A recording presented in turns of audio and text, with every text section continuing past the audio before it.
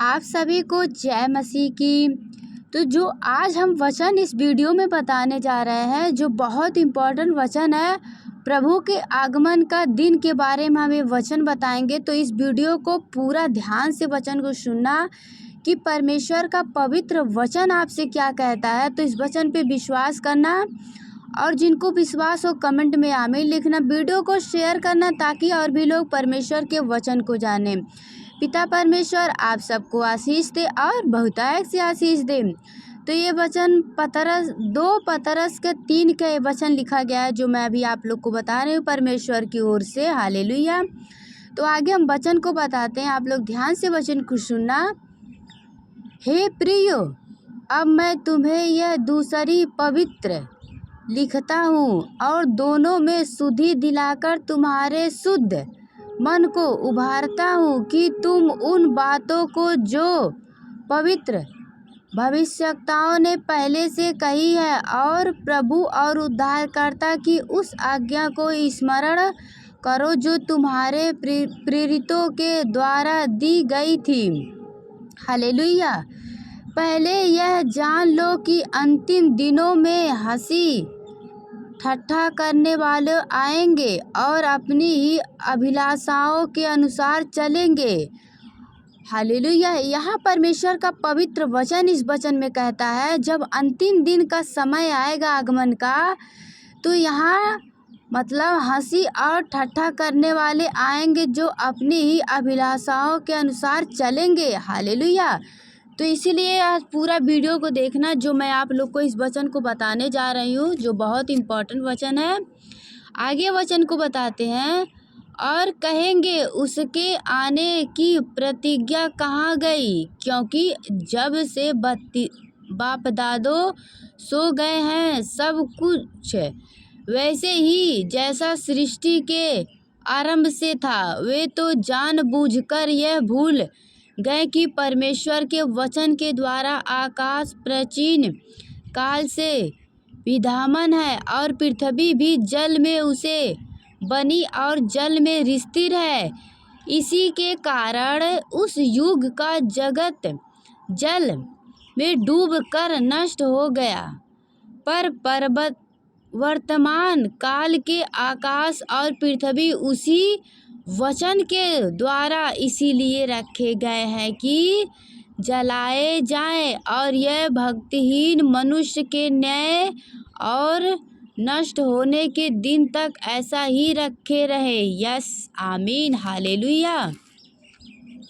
हे प्रिय, यह बात तुमसे छिपी ना रहे कि प्रभु के यह एक दिन 1000 वर्ष के बराबर है और 1000 वर्ष एक दिन के बराबर है। प्रभु अपनी प्रतिज्ञा के विषय में देर नहीं करता, जैसी देर कुछ लोग समझते हैं, पर तुम्हारे विषय में धीरज धरता है और नहीं चाहता कि कोई नष्ट हो, वरन यह कि सबको मन फिराव का अवसर मिले। परंतु प्रभु का दिन जोर के समान आ जाएगा। उस दिन आकाश बड़ी हटहड़ाहट के शब्द से जल रहेगा और तत्व बहुत ही तप्त होकर पिघल जाएगी और पृथ्वी और उस पर के काम जल जाएंगे। जबकि यह सब वस्तुएं इस रीति से पिघलने वाली है, तो तुम्हें पवित्र चाल चलन और भक्ति में कैसे मनुष्य होना चाहिए और परमेश्वर के उस दिन की बाढ़ किस रीति से जोहना चाहिए और उसके जल्द आने के लिए कैसा यत्न करना चाहिए, जिसके कारण आकाश आग से पिघल जाएगा और आकाश के गढ़ बहुत ही तप्त होकर गल जाएंगे। पर उसकी प्रतिज्ञा के अनुसार हम एक नए आकाश और नई पृथ्वी के उस आस देखते हैं जिनमें अधार्मिकता वश करेगा। यस आमीन। हालेलुया। परमेश्वर आप सभी को आशीष दे। फिर आगे परमेश्वर इसी वचन में बताते हैं, जागते और तैयार रहो, जागते और तैयार रहो। इसीलिए हे प्रिय, जब कि तुम इन बातों की आस देखते हो तो यत्न करो कि तुम शांति से उसके सामने निष्कलंक और निर्दोष ठहरो और हमारे प्रभु के धीरज को उद्धार समझो, जैसा हमारे प्रिय भाई पौलुस ने भी उस आज्ञा के अनुसार जो उसे मिला तुम्हें लिए लिखा है, वैसे ही उसने अपनी सब पवित्रों में भी इन बातों की चर्चा की है, जिनमें कुछ बातें ऐसी हैं जिनका समझना कठिन है और अनपढ़ और चंचल लोग उनके अर्थों को भी पवित्र शास्त्र की अन्य बातों की तरह खींच तानकर अपने ही नाश का कारण बनते हैं।